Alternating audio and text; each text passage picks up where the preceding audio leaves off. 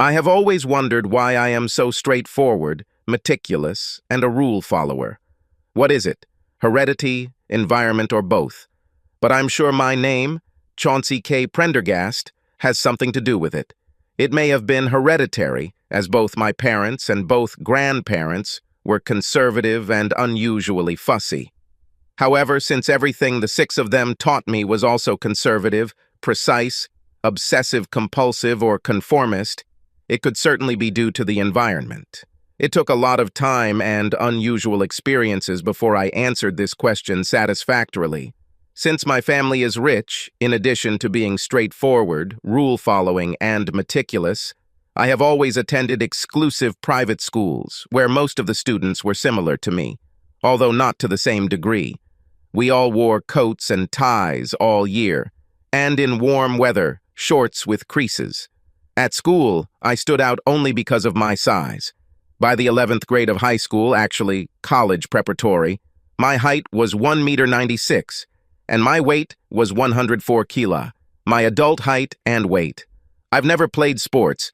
The only time I ever sweated was when I was playing as a forward in basketball, or as a third winger on the offensive line, or as they call it, a big ass in football, or when I was doing weightlifting to prepare for those sports, always in ironed uniform or workout clothes. I went to Princeton and always wore tailored pants and designer shirts. My hair was always perfectly styled. He never drank beer, only fancy cocktails, and even those in moderation, and was a staunch supporter of the code of honor.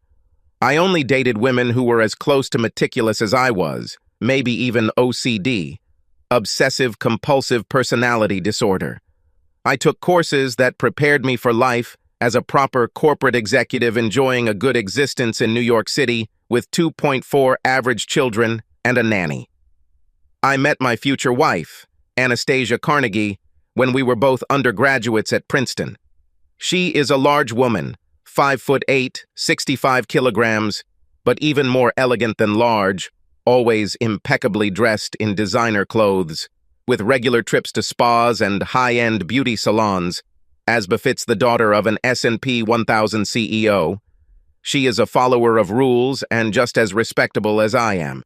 Anastasia and I had a large 400-plus guest, expensive wedding with a reception at the Gramercy Park Hotel, and we started life in an apartment our parents owned in Manhattan, overlooking Central Park, and with a corporate job that made both sets of parents happy. At a corporate job, we had some difficulties communicating with other employees because they were not like us, but we managed and did not humiliate them. Although I would say that both Anastasia and I enjoyed life to the fullest. Perhaps it was because we did not know what else life had to offer us. Our sexual encounters were enjoyable, but not even close to devastating. All our friends were like us, conservative, designer clothes, corporate jobs, etc. Anastasia and I had been married for 3 years, and were both 26 when we went to a popular resort in North Carolina for a week, mostly for fun, but with one business meeting each of us. The resort had an excellent reputation, although it was not official like the usual 5-star resorts we frequented, especially with our parents, such as the Greenbrier or the Four Seasons at Jackson Hole or the Grand Hyatt Kauai Resort and Spa. The clientele was much more eclectic than we were used to, but none of us considered ourselves snobs or bigots, even if some others might consider us as such. So, just like at work, we didn't feel judged or uncomfortable. There were a few couples that particularly intrigued us, since in our sheltered upbringing we had never interacted with such people. One couple consisted of a tall, thin, elegant black man and a wiry Asian woman with unusually large breasts. The other is a muscular black woman who looks like Serena Williams and a skinny older white guy with long hair and pink glasses. Another was an always provocatively dressed little white woman with a pretty face, red-green hair and obvious body piercings, paired with a little white guy who also had piercings, blue hair, and outrageous outfits. I found the last couple especially interesting. I often glanced at the woman and sometimes noticed that she was looking at me. Several times we even exchanged smiles, but without words. I especially enjoyed watching her when she danced to the fast music. She was extremely athletic and energetic. Anastasia and I had a good time, participating in many activities and going out into nature, as well as dining and dancing most of the evening at the resort. I think it was the fourth evening of our stay, fortunately after we had each had one business meeting, when an unusual event occurred. One of the changes included a seafood dish that I didn't like, and I warned Anastasia not to eat it. However, she loved seafood and knew I didn't like it, so she brushed off my concerns. We were having dinner with another couple, dressed almost as conservatively as we were, when during dessert, about 20 minutes after we had finished the main course, Anastasia began to have seizures. Her condition progressed to a flushed face, hives, and then, right at the table, vomiting. The frightened waiter and head waiter rushed to her, but soon their attention was directed to other parts of the establishment, to other people with the same reaction as Anastasia. All hell broke loose in the dining room. Once I had Anastasia cleaned up, a very unpleasant task for someone as meticulous as I was, I carried her up to our room after the resort's assistant manager, now in the dining room dealing with this shit show, assured her that the staff doctor would promptly attend to us in our room. After Anastasia vomited again in the bathroom of our room, I took off her outer clothing and put it in our bed. Soon the doctor arrived. It seems he diagnosed the problem right away, because many other people have suffered the same fate as Anastasia. Seafood poisoning from mackerel. The doctor gave Anastasia a sedative cocktail, which alleviated the symptoms and put her to sleep. By the time the doctor was ready to leave 5 minutes later, Anastasia was snoring so loudly it sounded like a freight train. "How long will she be out, doctor?" "At least 10 hours, perhaps 12. Is it important that I stay here with her? I can't sleep because of the noise she makes." "No, she will be passed out and does not need supervision. Ask the assistant manager for a different room and just check it every 3 to 4 hours. I kissed Anastasia on the forehead, made sure she was covered with a sheet and blanket, and then went to the assistant manager. Although the assistant manager was reluctant to give me a different room, she gave in when I pointed out to her that the resort was responsible for the bad food and that we had one of the most expensive rooms in the area. She offered me an unoccupied regular room. I checked the available room, and it was nice enough to sleep for a few hours between checking on Anastasia. However, I was too energized to sleep, so I went to the main bar. The only empty seat at the bar was next to an older guy in a fancy suit that I had never seen before, and a small woman in provocative clothes, with a beautiful face, body piercings, and red and green streaks of hair, whose purse was holding the seat. "Is this place reserved?" I asked. "Yes, for you," she giggled. I sat next to her and ordered a Moscow Mule. The little woman looked at me. "Isn't it your wife who started this shit show in the dining room?" she asked with a grin. "I'm afraid so," I replied. "Then you'll probably run out of your room like I did, because my husband is completely out of it after the doctor's visit and won't wake up for another 12 hours or so." "Does he snore as loudly as my wife?" "Of course he snores. I can't imagine how I can sleep with such noise. I rented another room, so I hope to get at least a few hours of sleep between checks." "Well, aren't you thoughtful?" she giggled. "By the way, what is your name?" I asked, holding out my hand. "I think today I'll go by Calamity Jane, and you'll go by Paul Bunyan," she replied with a devilish grin, shaking my hand with a surprisingly strong grip. "Paul Bunyan and Calamity Jane, right?" I laughed. "You seem to be interested in American folk tales." I then proceeded to have one of the most unusual conversations of my life with Calamity Jane. I could tell from the things she said and her vocabulary that she was actually smart, and I wasn't surprised that she graduated from Oberlin College, an excellent liberal arts college that is a hotbed of liberalism and individuality. It was also clear that her family had money too, not only because she and her husband could afford $750 a night at the resort, but also because her clothes and handbag, although very fancy, were clearly high-end, and talk of travel to Europe and Africa indicated a significant amount of travel. It was quite difficult to determine her age, but I estimated it to be between 29 and 31 years old. Calamity Jane and I enjoyed 2 leisurely drinks, the second of which she allowed me to buy her, before she jumped off the stool and giggled. "I'm going to take a nice walk along a trout stream and maybe even get my toes wet. Join me, Paul Bunyan, in case I need protection, won't you? But we don't need blue oaks.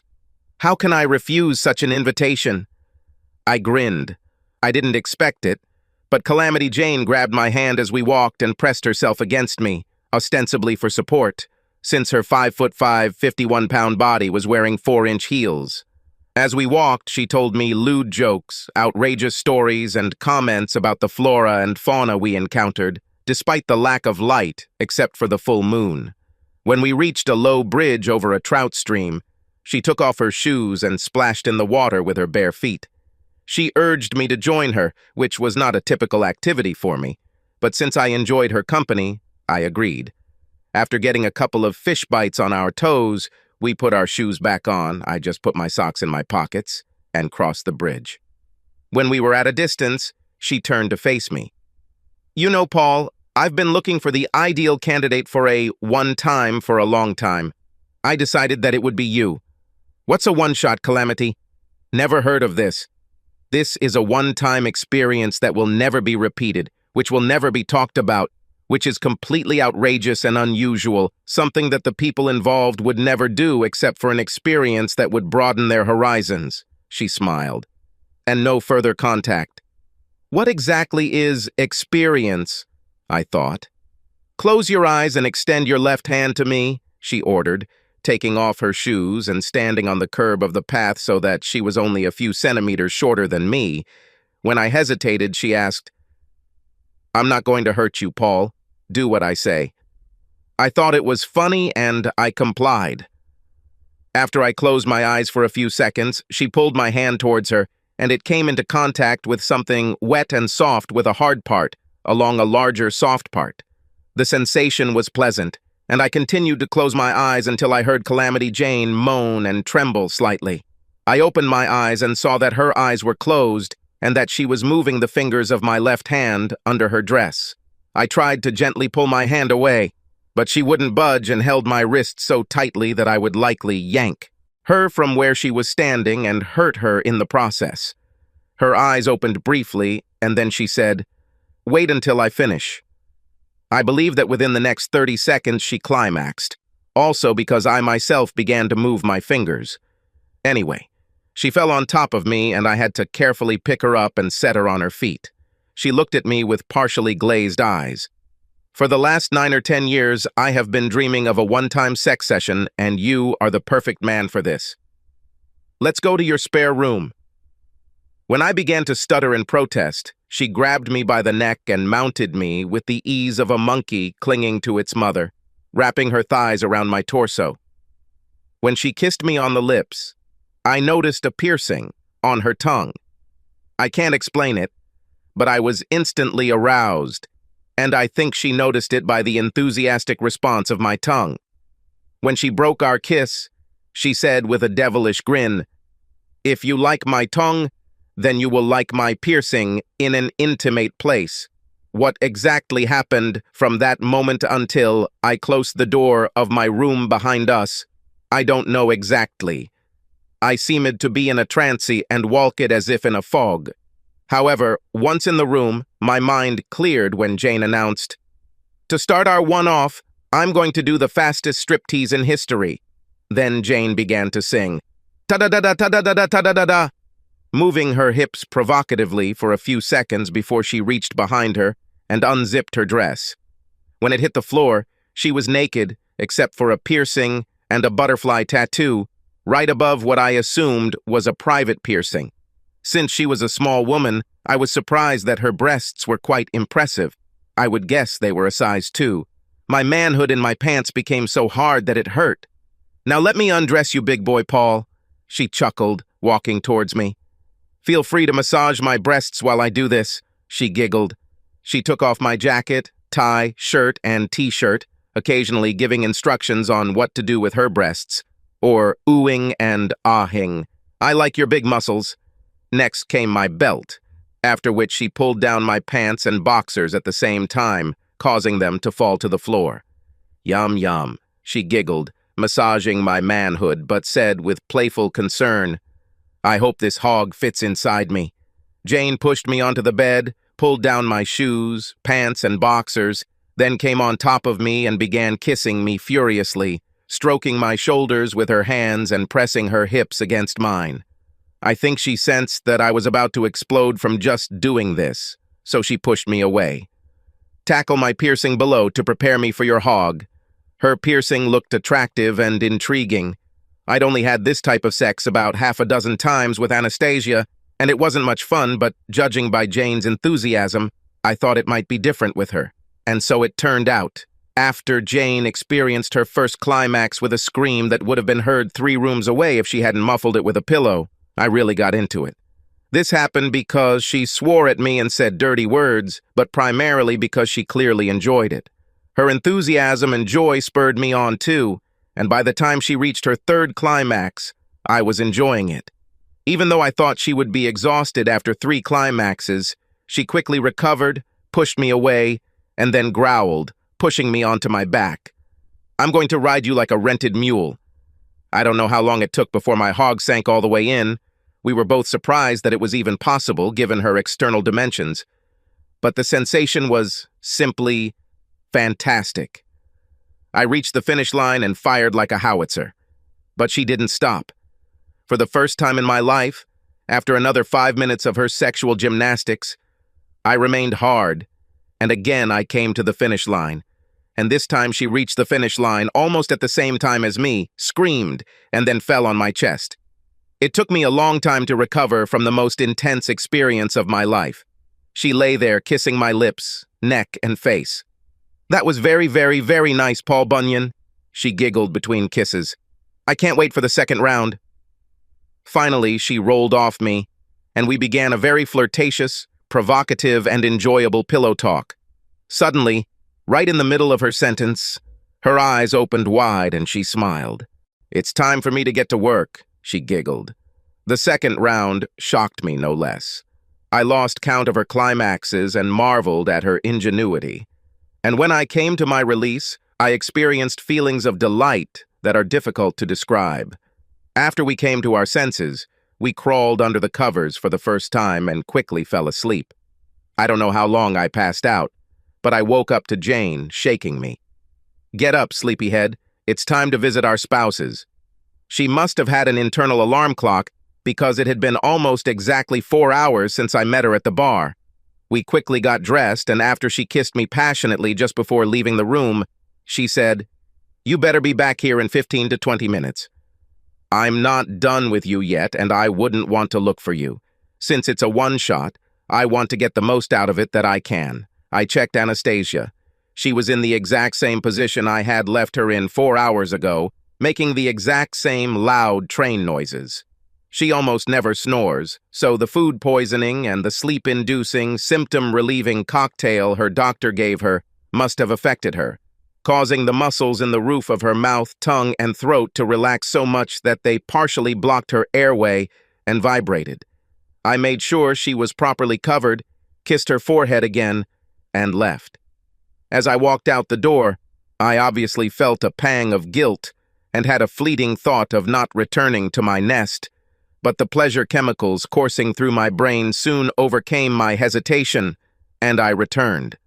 Calamity Jane returned to our little nest almost at the same time as I did. "As a wife?" she asked. "Sleeps like a baby, making loud train noises," I answered. "Same thing with my husband," she giggled. Then she pulled out a silicone object from behind her back. "This will give us even more pleasure, Paul," she giggled again. Why not? I thought. Today there are many firsts. We need to take a shower before we continue our activities. She smiled, and her dress was removed before the word shower came out of her mouth. I kept up. Although Anastasia and I had showered together before, it was rare, and nothing like this time.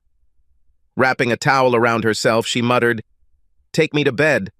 I love being in a man's arms." In bed, I did everything she asked. She reached 2 quick climaxes and began to use the item she had brought. What I felt during this round was beyond description, and when we climaxed again, she screamed and then lost consciousness. She collapsed on the bed, temporarily came to her senses, and muttered, I hate you for frying every nerve ending in my body."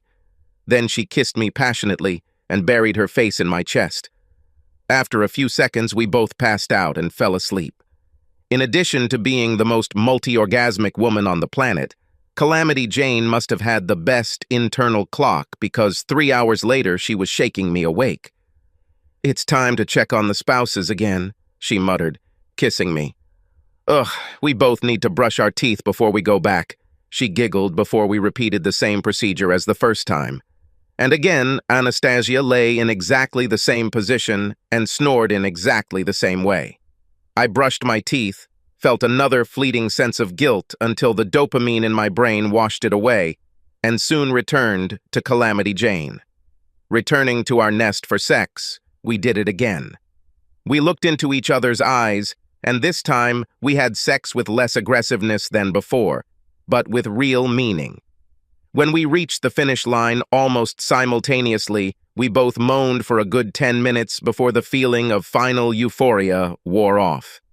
As we were about to go back to sleep, Jane gave my vanity a great boost when, gently stroking me, she whispered, "You're the biggest dude, in every way, I've ever been with. I love all your muscles. It's a pity that this is a one-time thing," and after another kiss, she fell asleep in my arms. This time, we woke up at the same time. Our spouses slept a little over 10 hours. We quickly showered together, got dressed, and then kissed one last time as I lifted her off the ground so our eyes were eye level before we left to return to our spouses. "Thank you for the night of my life," I said sincerely before setting her down on the floor. "The only one in history," she answered. "Now we don't know each other. Remember?" "Okay," I grinned, and we went in different directions. When I returned to my room, my brain was foggy. I sat in a soft chair, looked at Anastasia, and thought about how I could make amends to her. Some ideas popped into my head that made me smile. She woke up 30 minutes after I returned. I held her close to me, then carried her into the bathroom, undressed us both, and we took a shower to get her clean and alert. After breakfast, Anastasia felt better, but still wasn't quite there, so she asked if we could hang out by the pool, take a few short walks, and just relax. I happily agreed, as Calamity Jane had temporarily drained a lot of my vitality. After dinner, Anastasia was not ready to dance much. We spun around the floor a bit, during which I exchanged a couple of secret smiles with Jane, who was dancing with all her might, while her husband had about the same energy as Anastasia and I. When we returned to the room, Anastasia put on her nightgown and was about to doze off when I said, "Let me spoil you a little first." I gave her a foot massage, which she really enjoyed, and then a back massage, which almost made her doze off. Then I turned her over onto her back and lowered myself down on her. She protested weakly, but since she passed out, she could not stop me. After 5 minutes, she no longer wanted to stop me, and just muttered, "Yes, yes, yes." For the first time in my memory, I really enjoyed caressing and pleasuring her, and despite her discomfort, she was more grateful and enthusiastic than ever before. We both enjoyed it so much that I brought her to a second climax, which was so intense that she almost passed out, and then we continued. She was too tired to take an active part, but it was clear that she was having great fun, and when I exploded like a volcano, she too soared to the heights and again lost consciousness for a moment. It was our most amazing night of sex ever. When Anastasia and I returned to New York, I had a different outlook on life. Considering how different Calamity Jane was from me, and how much I enjoyed her company, I was more open to others at work and in social situations. I was surprised that my new attitude helped me succeed at work and enriched my life. What also helped enrich my life was that Anastasia and I began having sex that lasted longer and was more varied and intense. In fact, I think Anastasia had the best night of her life when I used the poses that Calamity Jane taught me. The smile on her face when we fell asleep, exhausted, was simply touching. Although I had always been kind to Anastasia throughout our relationship, the guilt associated with my one time prompted me to be even kinder to her. After a few months, she noticed the difference and complimented me. By the time we returned about 4 months later, I was no longer thinking about Calamity Jane Horley, but now usually only once a day. Apparently, the blissful relationship I had with Anastasia had clouded her brain a little, because when she threw up one morning, even though she clearly wasn't sick, she went to the OB/GYN. Only then did she realize that she had mixed up the sequence of contraceptive injections, and since she had recently changed doctors, she had not received a notification. Although the fact that she was pregnant stressed her out until we found ourselves together one night, after I overwhelmed her by telling her how wonderful it was, and then proceeded to have her until my mind was blown, she accepted impending motherhood. Things were going well for me at work. Thanks to our parents' wealth, Anastasia was able to quit her job and focus on our bambino. Our sex life was great, as pregnancy had boosted her libido, and most of my guilt after the one time had dissipated. Then, about 9 months into our trip to the resort, I received a message on Instagram. How the hell she knew how to contact me on Instagram, I have no idea, probably from going through my wallet or phone, but Calamity Jane, or whatever her name was, texted me with a photo. In the photo, she, now with long brown hair, which made her face even more beautiful, smiled while breastfeeding her baby girl, while her husband smiled in the background. The text read, "My husband doesn't know that he is sterile, and that this is not his child. Don't tell him, and don't save this message. Let it disappear after 24 hours. You make really good kids. Thank you." I almost lost consciousness. For the first time in my life, I was nervous. I didn't know how the hell to deal with it. All my friends, especially Anastasia, asked if something had happened. Of course, I couldn't say, "Oh, I'm just trying to figure out how I feel about the fact that the woman I had a one-off with 9 months ago just had a baby with me." I tried to reply on Instagram to find out Jane's real name, but the account was deleted less than 24 hours after I received the message. Finally, one Saturday afternoon, while Anastasia was visiting her parents getting ready for her baby shower, after an intense weightlifting workout, I had a meeting with myself. I told myself to be brave, that Jane wasn't asking me for anything, just telling me something I really needed to know, that I'm going to dedicate everything I have to Anastasia and the children she and I will have, and that I just have to move on. And I successfully moved on. Anastasia and I's little girl, whom we named Carol, no more fancy names in our family, was happy. My relationship with Anastasia was wonderful on every level. She was pregnant with our second girl. We moved to the suburbs and enjoyed life there. My career went on as usual, and I rarely thought about my one-time experience. As you understand, there always comes a but, and it comes. I was sitting in my office around 10:30 a.m. It had been about 29 months since I received the missing Instagram post from Calamity Jane when my secretary called me over the intercom. "Miss K, Jane has come to see you. She doesn't have an appointment. I didn't know any K. Jane, and was racking my brain trying to figure out who it could be when it dawned on me. Oh God, please no," was my silent cry. "Clark, are you still there?" asked my secretary. Now I was so not picky and not meticulous that I forced the employees who worked for me to call me by my middle name, Clark. Yeah. Stephanie. Sorry, I got distracted for a second. Please send her." Calamity Jane walked into my office with a big smile on her face.